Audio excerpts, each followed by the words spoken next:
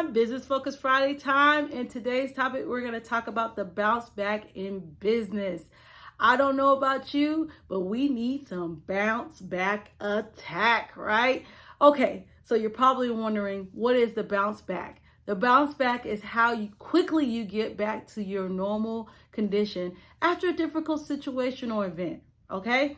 And before I get started, hi, my name is Andrea Long, and I am the founder and CEO of Women Have a Purpose on the Move. So, why is it important for us to have a bounce back as business owners, entrepreneurs? I'm telling you, it is a task to be present in your business and in life. And in life, things happen. I'm telling you, things can happen. And if you don't have a bounce back quick, it can cause a negative effect to happen in your business. All right. So this is something that happened to me personally. And if you don't get that bounce back, ladies, I'm telling you, it can be damaging, right? So I established WAP in 2004. And I didn't formally get my nonprofit started until 2021. Yeah, that's a long time. Don't count. No, yeah, it was long, very long. And I realized I didn't have a bounce back plan at all. It was very non-existent. Okay, and so I developed this bounce back for me personally, and I wanted to share you as business owners, you as entrepreneurs, on how I developed this bounce back. And I'm so glad I did it, because last year my father passed away, and that is my heart. That thing got me down to my core. And if it wasn't for my bounce back strategy, you guys wouldn't even see me right now, right? And so things happen in our lives that can cause us to get out of balance.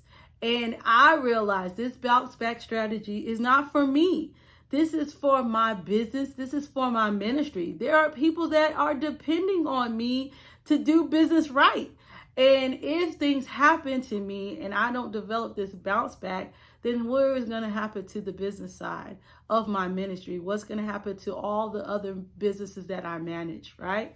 And so I wanted to give you guys a couple of points of what I do to stay on top of things when my life kind of drizzles into my business, okay? So before I even get started on that, you have to first and foremost have some type of routine in your business, all right? That's the first thing. What is your normal? Because if you don't have what you do normally, then what are you bouncing back to? So establish some type of routine. It don't have to be stringent, but have some kind of routine in your business. For example, I have a day that I do my administration. I have a day that I do my social media content. I have a day when I do my phone calls and all those things. So develop some kind of routine in your business of when you do these things so you'll know how to get back to your normal, okay? So point number one, I said to myself, you better know who you are, right? And I also said, depending on the situation, because even in business, it might not be a loss of a loved one, or it might not be that big old gap I had when I established WAP, but it might be some failure projects that happened. Maybe you had some kind of goal in your business, but it didn't go the way you thought it was. And so I told myself, you must know who you are. Depending on the situation that you go through, right? You must know you are not a victim. You are a victor. Winners is who you are. I say I am a winner. And failures or loss do not determine my future. So I have to get up and succeed, because whatever happened to me, whether it was a failure, where it was just something that caused me to get off, that is not me, right? I have to know who I am. And then another thing I realized for me, which I always talk about this routine, I am a carefree person. And naturally, my personality, I go off the seat of my pants. I don't plan a lot of things. And when I do plan, I don't do the same thing all the time. But in my business, I can't have that kind of personality. I have to know who I am. So I have to set a schedule routine for me to be successful. So point number 1 is know who you are, okay? So point number 2, don't doubt the vision, right? For me, I feel like God gave me the vision to do the things that I do. One of mine is having a mentorship ministry. That is the things that I do. And of course, ministry, there is a backhand of it. There is business that's involved. And then there are several businesses that I established. I'm also an executive director of Strive, which is a family resource center. So I handle a lot of administration parts of that. I handle money. I handle people making sure things are paid. So I handle a lot, y'all. And so I have to make sure that I set those routines so I don't miss an email, I don't miss a phone call, I don't miss those things, okay? And so I have to keep a straight vision of where I'm going, all right? So a step back for me is not a setback.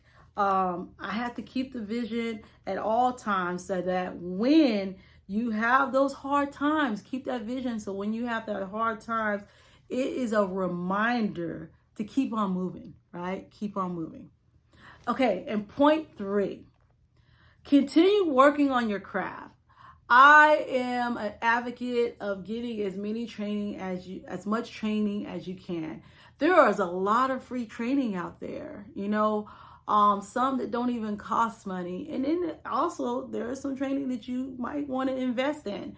But get that training to make you keep on going up, and become more valuable in your business, right?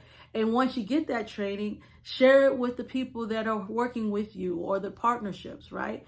So while you say you had a surgery or something like that, hey, we got social media.